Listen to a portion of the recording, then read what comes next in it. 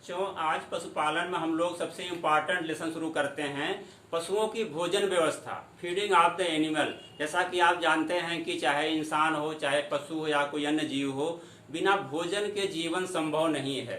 तो जीवन जानते हैं कि हमारे शरीर के अंदर तमाम ऐसी क्रियाएं होती रहती हैं जिसके लिए हमें भोजन की आवश्यकता होती है। चाहे अगर हम कोई कार्य करते हैं तो देखिए हम उसमें क्या होता है, ऊर्जा खर्च होती है। ऊर्जा खर्च कर होती है तो प्राप्त कहाँ से होती है? हमें भोजन ही एक माध्यम होता है जहाँ से ऊर्जा प्राप्त होती है। हम अपनी दिन भर की गतिविधियाँ करते रहते हैं। शरीर की जितनी भी क्रियाएं होती हैं देखिए सब ऊर्जा की उसमें आवश्यकता होती है।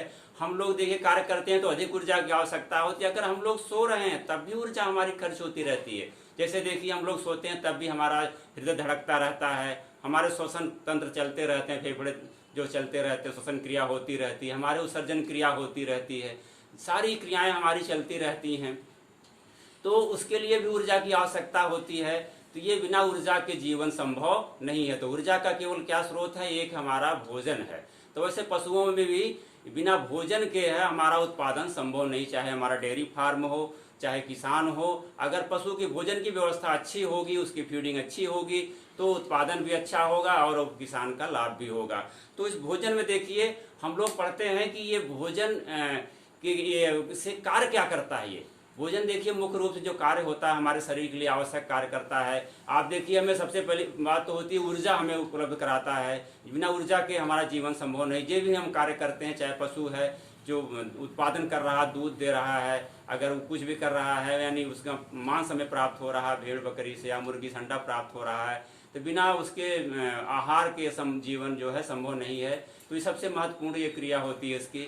इसके अलावा देखिए जो हमारा जो आहार होता है उसका और दूसरा कार्य क्या होता है, मुख्य कार्य होता है कि जो हमारे शरीर के अंदर तमाम प्रकार की जो कोशिकाओं में टूट फूट होती रहती है तो उसके मरम्मत के लिए भी कार्य करता है। देखिए कोई बच्चा होता है, छोटा होता है, धीरे धीरे देखिए हम लोग उसको उठा सकते हैं, लेकिन एक अवस्था ऐसी आती है कि पूरा प्रौढ़ होकर के वो बन जाता है तो उसको हम लोग नहीं उठा सकते, इसका वजन बढ़ जाता है। क्यों बढ़ जाता है? क्योंकि उसकी वृद्धि होती है। वृद्धि कैसे होगी? हुई है उसको जब पर्याप्त भोजन मिला है, पर्याप्त आहार मिला है, संतुलित आहार मिला है, तभी वो एक प्रौढ़ अवस्था में आ गया। तो शरीर के वृद्धि के लिए भी फीडिंग की महत्वपूर्ण भूमिका होती है। इसके अलावा देखिए हमारा जो आहार होता है वो हमारे शरीर का तापक्रम नियंत्रण करता है। हमेशा हमारे शरीर से कुछ न कुछ तापक्रम जो होते देखिए वायुमंडल में निकलते रहते हैं, तो बॉडी का टेम्परेचर मेंटेन करता है, जिससे हम लोग अपनी एक्टिविटी जितनी भी होती हैं सब सुचारू रूप से करते रहते हैं।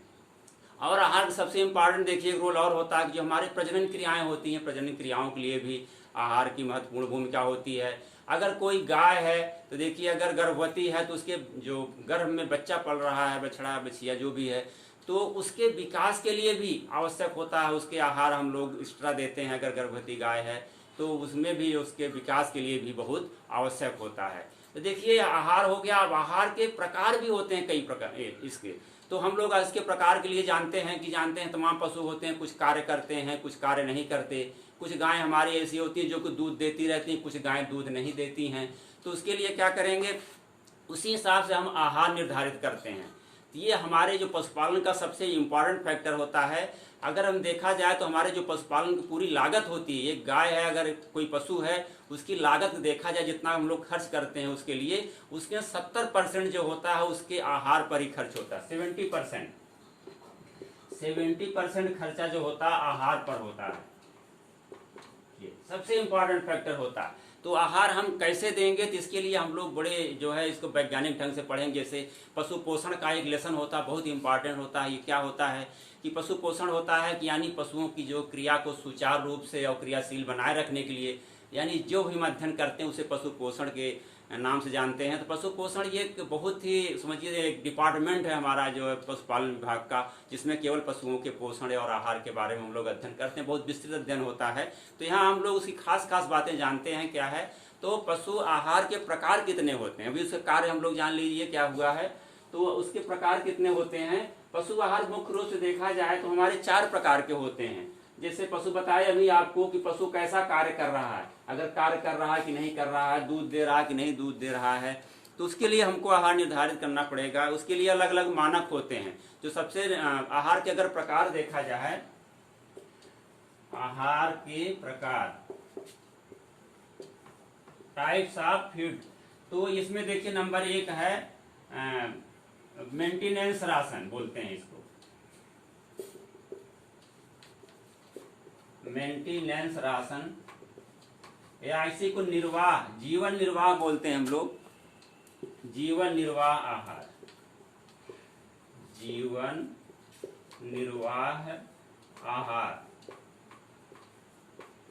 ये जीवन निर्वाह आहार क्या होता है इसको हम लोग जानते हैं इसके नाम से इंगित हो रहा है, यानी जीवन निर्वाह के लिए जो पशु होता है कोई कार्य नहीं कर रहा, चाहे बैल हो, बैल कुछ नहीं कार्य कर रहा, अगर केवल घर पर बैठा हुआ चारा खा रहा है, चलने लायक नहीं, खेत में है, हल नहीं जोत रहा है। गाय हमारी अगर दूध नहीं दे रही है, गर्भवती नहीं है, ऐसे ही है, ड्राई पीरियड में है, तो उसके लिए ये आहार जब हम देते हैं, यानी उसके जो खास शरीर की जो आवश्यक ऊर्जा की आवश्यकता की पूर्ति के लिए और उसके शरीर जो टूट फूट होती रहती है उसके मरम्मत के लिए जो आहार हम देते हैं उसी को जीवन निर्वाह आहार या मेंटेनेंस राशन कहते हैं। इसमें जानते हैं कि पशुओं के केवल जीवन रक्षा के लिए जो आहार दिया जाता है उसी को हम लोग जीवन निर्वाह या मेंटेनेंस राशन के नाम से जानते हैं।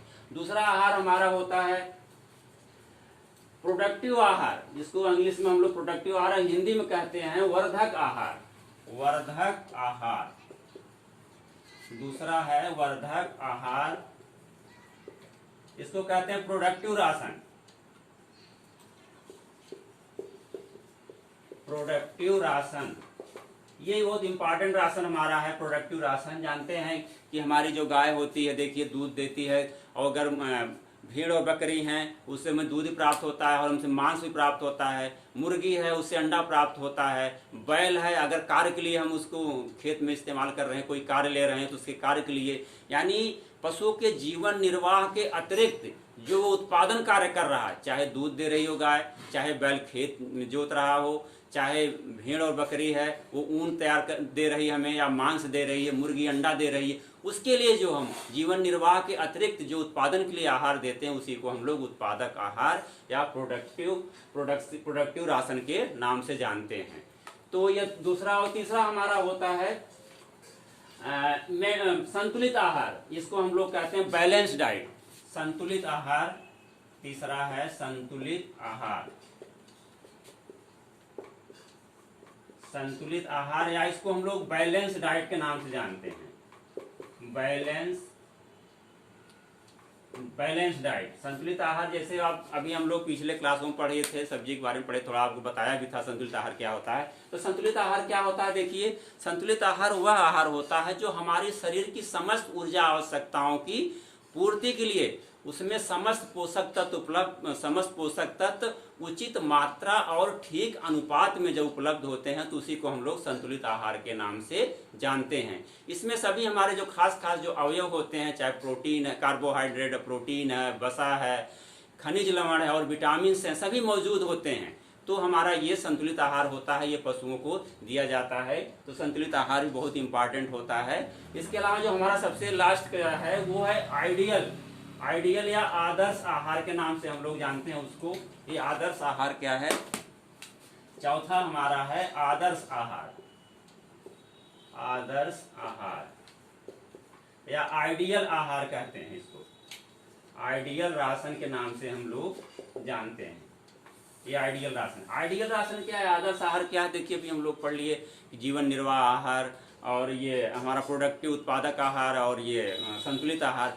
तो ये वर्धक आदर्श आहार वह आहार होता है जब पशु की समस्त आवश्यकताओं की पूर्ति के लिए हम लोग उसके शरीर भार के अनुसार, इसमें एक फैक्टर जुड़ा हुआ है, समस्त आवश्यकताएं पूर्ति हो रही हैं और उसके साथ साथ उसके भार के अनुसार जब हम उचित मात्रा में उसका राशन उपलब्ध कराते हैं तो उसी को हम लोग वर्धक आहार के नाम से जानते हैं। इसमें एक पॉइंट और जुड़ जाता है, जो वर्धक आहार होता है इसमें उसकी पाचनशीलता भी जुड़ी रहती है, उसमें न्यूट्रिटिव वैल्यू के साथ, जैसे न्यूट्रिटिव वैल्यू भी बताए थे आप संतुलित आहार में जैसे हम लोग देखते हैं, वैसे इसमें भी देखा जाता है कि हमारी जो है प्रोटीन, वसा, कार्बोहाइड्रेट और खनिज पदार्थ और विटामिन के साथ साथ उसमें और जो उसमें डाइजेस्टिबिलिटी यानी उसकी पाचनशीलता होती है, ये बढ़ जाती है और उसकी स्वच्छता बढ़ जाती है, उसकी क्वालिटी बढ़ जाती है, तो हमारा होता है वर्धक आहार। तो ये बहुत ही इंपॉर्टेंट ये भी है, इसके बारे में भी हम लोग आहार पढ़ लिए। अब देखिए आगे पढ़ते हैं हम लोग, इसके आहार के जो खास खास अवयव होते हैं उसको हम लोग अगले लेसन में जो है डिस्कस करेंगे। तो आज इस क्लास को ही समाप्त करते हैं, फिर मिलेंगे, धन्यवाद।